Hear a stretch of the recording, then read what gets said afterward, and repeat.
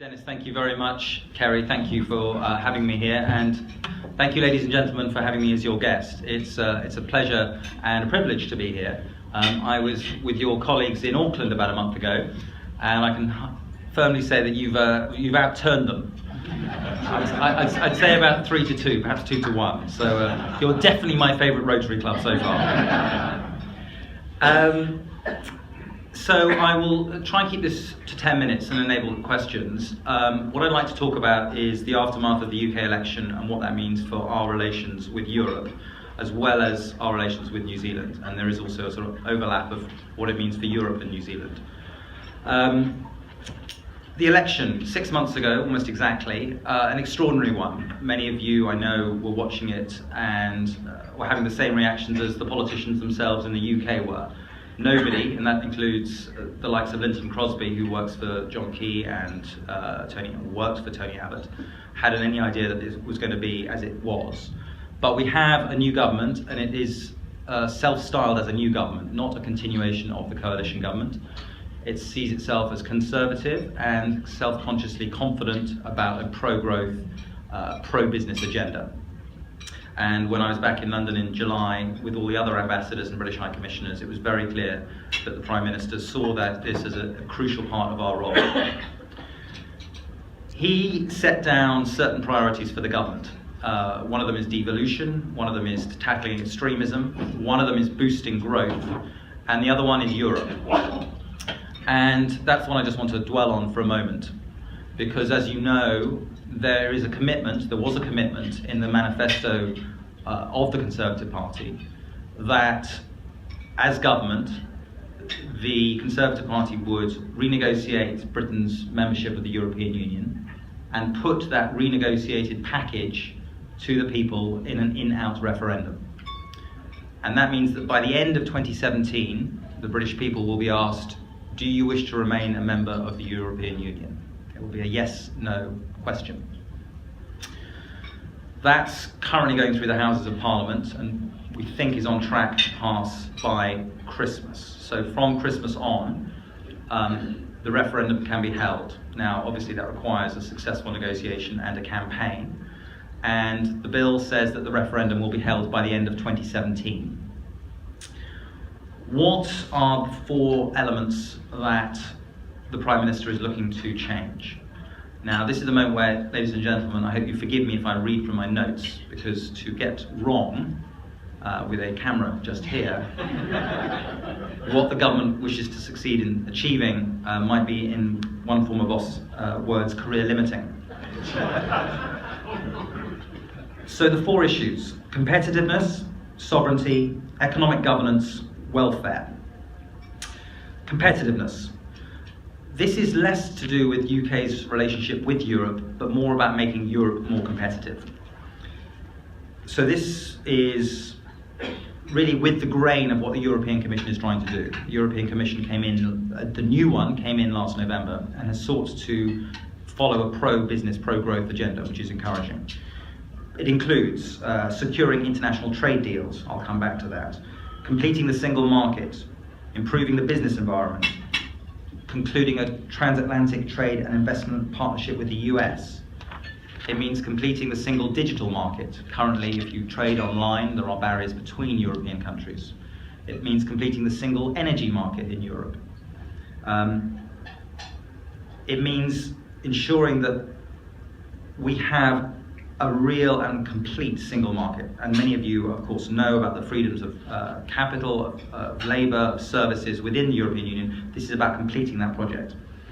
Here's an example. Barely 1/5 of the EU's online retailers sell across borders. So that's just something we are trying to tackle. So that's the first one, competitiveness. The second one is sovereignty. Now, we care deeply about the state of democracy at the EU level, as you would expect from the home of parliamentary democracy. But in most European countries, at the European parliamentary elections last year, turnout stagnated. In Poland, it was just 23%, Czech Republic 18%, Slovakia 13%. And these are from countries that joined the European Union just 10, 15 years ago. So it's clear that parliaments that enjoy the greatest legitimacy in Europe are the national ones. So we're seeking to build on that fact and call for a greater role for national parliaments in the EU's functioning. This isn't about asking for a veto for any individual parliament, but to ensure that parliaments work together where they have concerns over legislation. The third area is economic governance. And this is, in other words, the relationship between those in the Eurozone and those outside the Eurozone. In recent years, the Eurozone has put in place structures that it has always needed to be sustainable. A banking union, a European stability mechanism, and a single resolution mechanism. We want the euro to work. 7 of our top 10 export markets are in Europe. It's massively in our interest for the euro to work. But at the same time, while the Eurozone integrates, non-euro members like ourselves need safeguards to protect our interests and rights and to establish the right relationship between members outside the outside the Eurozone and those like us, outside the Eurozone like ourselves and those inside. Now the last issue is welfare. The free movement of people around Europe has brought many benefits, filling skilled shortages, contributing to tax systems, bringing entrepreneurship, creating markets and investments. We don't question the fundamental principle of freedom of movement, but it has brought massive migration. Over the last 5 years, the UK's population has grown by 2.3 million people. 2.3 million, it's roughly half of New Zealand in 5 years. So with free movement has come access to our relatively generous benefit system. And what we want to do is tackle welfare incentives that attract people to seek work in the UK. Freedom to work should not mean freedom to claim. I'll stop there on UK and Europe, and I'll move on to UK and New Zealand. There's been one other key element of the the Conservative Party's manifesto was a commitment to strengthen relations with New Zealand. The Conservative Party singled out New Zealand, Australia, Canada, and the US. And a key element of that was our support for an EU-New Zealand free trade agreement. Now, in the last month, John Key was in Brussels and signalled or initialed a process that should start negotiations either towards the end of next year or early in 2017. We've been huge supporters of that. I just want to give you a few stats that underpin the strength of the UK-New Zealand economic relationship. We are your largest two-way trade partner in Europe. We represent, or we have, a stock of $53 billion in foreign direct investment in your country. Now that, by way of comparison, is about half of what Australia has, and roughly double what America has. So America has 33, Australia has 115. The next nearest is Japan with 8 billion, and then all the other countries follow. So about 70 to 75% of all investment in New Zealand comes from those 3 countries. We're seeing huge cooperation in the tech space, and I could probably take questions on this, but I'm conscious of the time. But I just wanted to underpin that with this government comes a desire to redouble efforts on all of this, and the successful start of a process towards a free trade agreement is something that both of our countries have been working on very closely. The other elements of the bilateral relationship, which are very strong and have got stronger, particularly with 2 prime ministers who are so similar in ideology and temperament, include defence and intelligence. Our militaries work together in Iraq. We work incredibly closely together on the UN Security Council, working on issues such as Syria, the Middle East, and Africa, and I'm happy to take questions on any of those. And then there's an area which you may not know so much about, which is in the domestic policy space. Legal aid, welfare reform, and the provision of government services by digital. These are all areas where our ministers and officials work incredibly closely. And if you go on to www.gov.nz and then bring up gov.uk, you'll see they're strikingly similar. That's because we gave you the source code. And it's an example of how our governments are working to ensure that government services are provided ever more efficiently, real value for money, in a way that helps the consumer.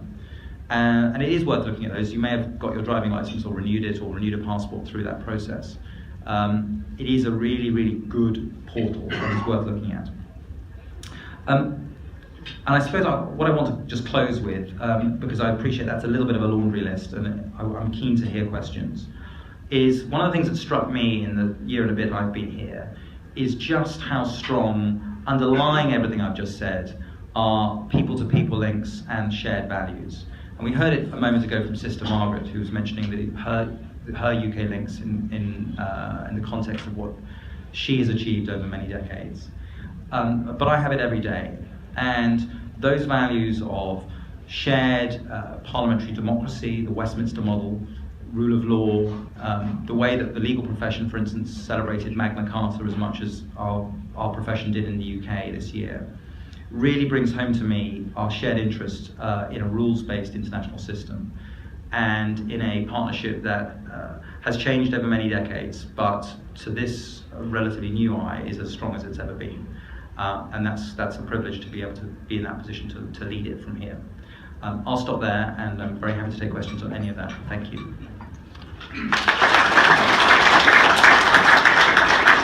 Okay.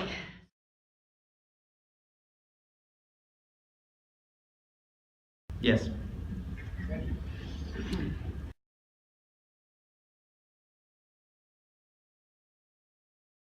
So, two quick things. One, you're right, and some of the critiques of the euro over time have been to compare it with USA, where you have massive fiscal transfers between states. If one state in New Hampshire is doing badly and Arizona is doing very well, and Washington provides the wherewithal to flow money to New Hampshire, that sort of fiscal structure doesn't exist in Europe.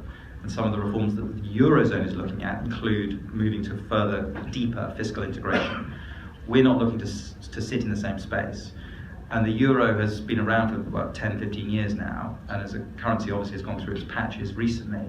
But ever since our decision to come out of the European exchange rate mechanism in 1992, actually our floating pound has given us quite a lot of buffer. I mean, it's a bit like the dollar here. I mean, it's depreciated quite strongly against the pound recently, but that's helped your exporters. So I think in economic terms, the pound and the euro can coexist very nicely.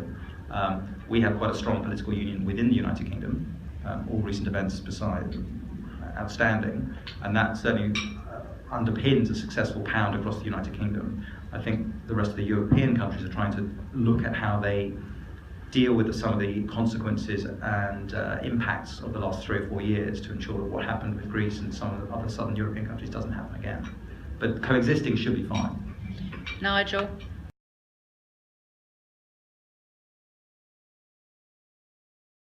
Well, I hope as long as it has been so far. So 55-45 was resounding. Nicola Sturgeon has said just recently she won't go into the next year's Scottish election seeking another independence referendum. So it's off the agenda for a while. There are devolution packages going through Parliament now, and I think all sides are just going to see how that plays out. But we've had referendums in 79, 97 and 2014. So that's roughly every 17, 18, 19 years. So I wouldn't be surprised if there was another one in my lifetime.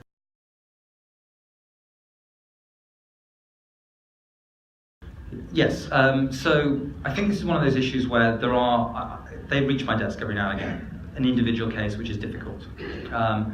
I would like to spend a bit more time, and I have to be careful given the background, to get out and tell the more positive story which exists. So 98% of anyone who wants a visa gets a visa. I mean, the numbers are practically higher than any other country in the world.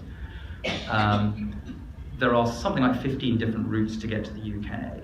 The Youth Mobility Scheme, which allows young people from 18 to 30 to work in the UK, is a better scheme than the one that preceded it and was done away with about 4 years, called the Working Holiday Scheme. Under that scheme, you're only allowed 1 year to work, 1 year to travel. Under the new scheme, you can work for 2 years if you want to.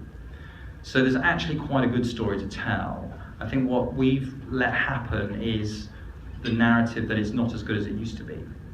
Now, I can't, from this position, tell whether that's true or not. There's probably an element of truth in it. I'm sure that's the case.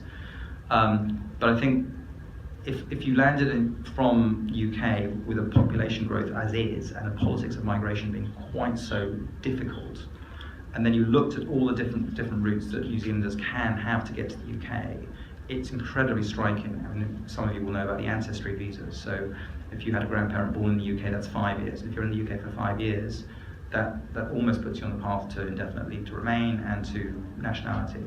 So I think it's quite straightforward to defend the fact that it is as easy to get to the UK from New Zealand than any other country on the planet. And the scheme I mentioned, the Youth Mobility Scheme, only exists for Australia, New Zealand, Japan, Canada, and South Korea. We've just brought in something called the Registered Traveller Scheme, which is if you're a frequent visitor to the UK from those countries, again, not South Korea actually, New Zealand, Australia, Canada, Japan, and America, and you pay £50, £70, you can use the e-gates. You need to travel quite quickly, 3 or 4 times a year, but you can use the e-gates, which get you through quicker than anyone other than a Brit. So there are quite a lot of things that are out there that just aren't well known. But as I say, I know from individual cases that hit my desk that people are still concerned about this, and I am too. But I think we've probably got a job of addressing some of the perceptions as well as some of the facts. Tricia? Yes, Jonathan.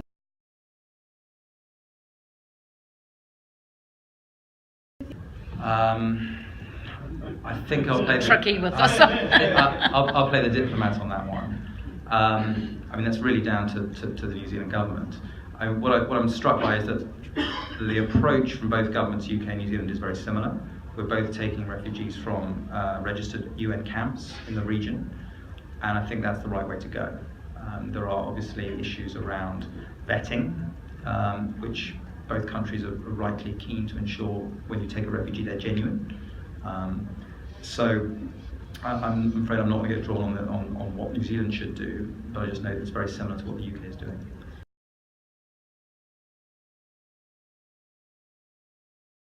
It's a really good question. I'm sorry, occasionally I'll just come up with one I just don't know the answer to, and this is one. So I'm afraid my answer is I don't know.